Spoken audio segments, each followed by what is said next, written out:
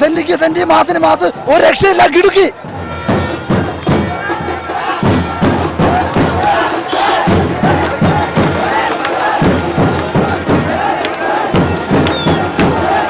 അടിപൊളി പടം.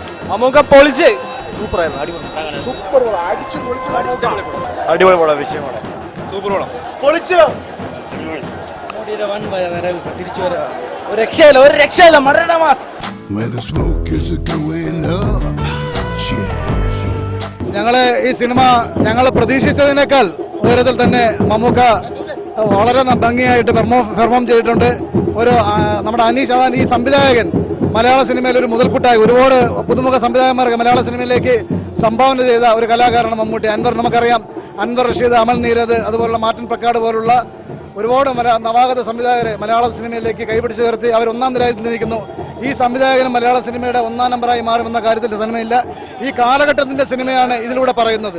നമ്മൾ ദിവസേന പത്രങ്ങളിലും മറ്റ് മാധ്യമങ്ങളിലും നമ്മൾ കാണുന്ന ഈ കാലഘട്ടത്തിൻ്റെ കഥ ഞാൻ പറയുന്നില്ല.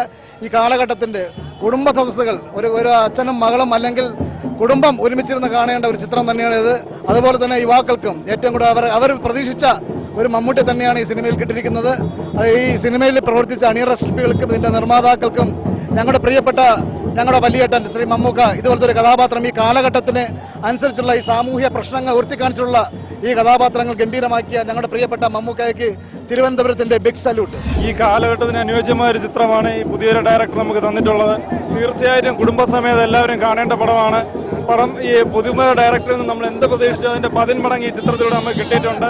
എന്തായാലും ഈ കാലഘട്ടത്തിന് ഈ അനുയോജ്യമായ സിനിമ എല്ലാവരും കണ്ട് വിജയിപ്പിക്കണം. എന്തായാലും ഈ അടുത്ത കാലത്ത് ഇറങ്ങിയ ഏറ്റവും നല്ല ചിത്രമാണ് ഗ്രേറ്റ് ഫാദർ.